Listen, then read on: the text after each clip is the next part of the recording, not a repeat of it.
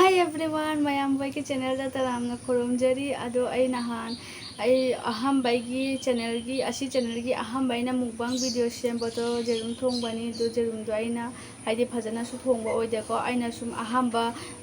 video sem ge aina sum thong jabani aba ko to ngasi di ai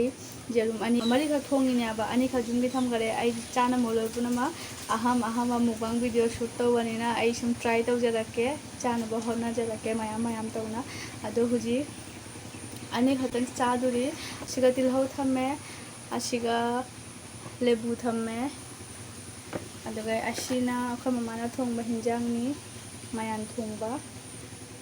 aduga ja papor ma leire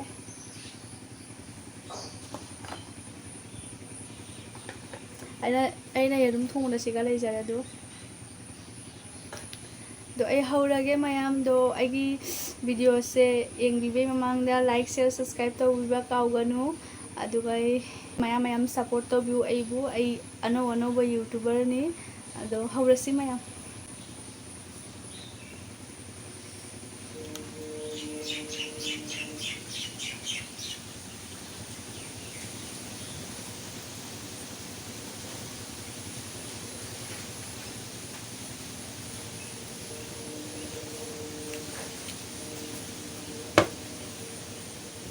pokham ga se lung dagi ga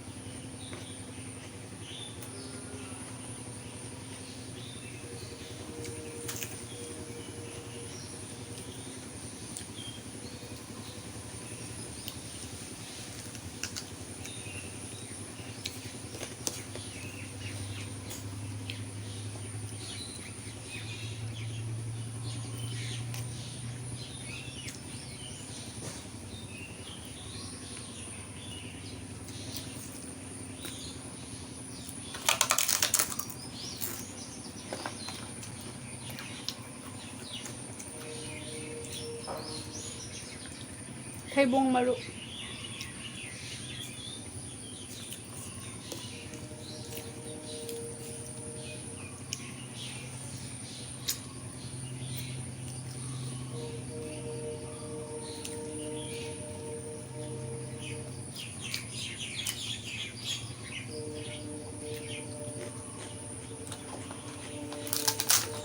Laba nang kom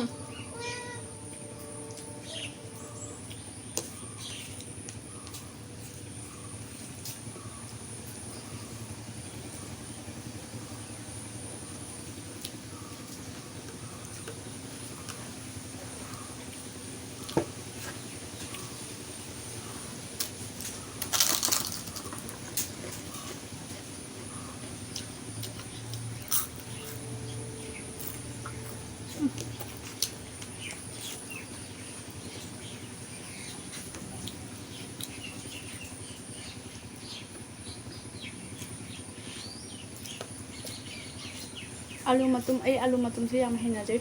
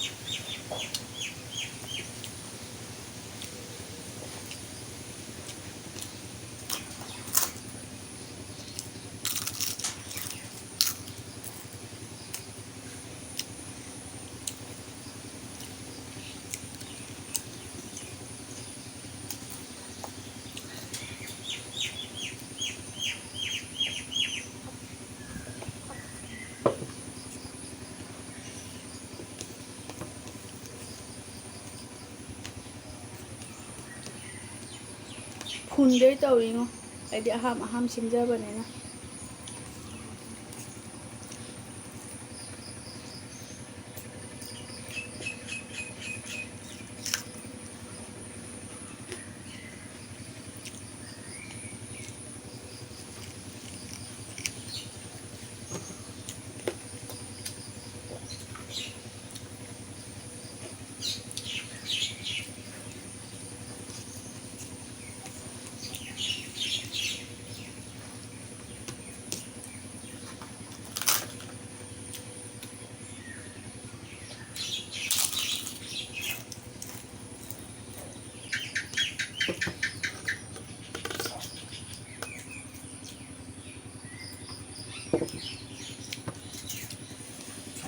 ꯍꯥꯎꯔꯦ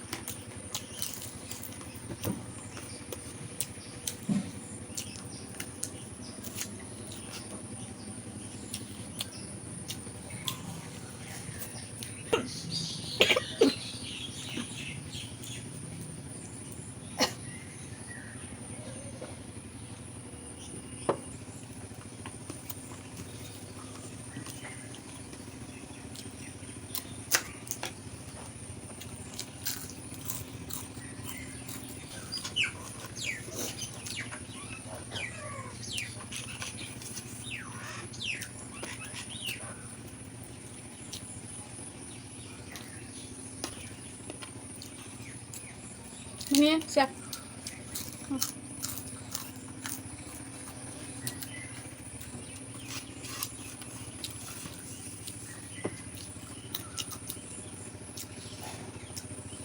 So mayam ay cha loijare aduga si yam chadre siga thebong mulu khan chathwe ai si nang jam haina diaba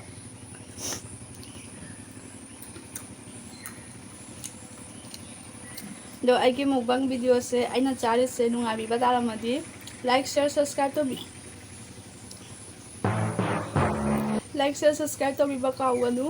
nunga bi da batara su like share subscribe to bi ramu aina hotna jabagi tama adugai alise mayam chu chari mena tin khanjo ko ado ngasi gi siga sum loisal lage ai hayeng yengsi kari podak pa yai kari cha pa yai hai do ko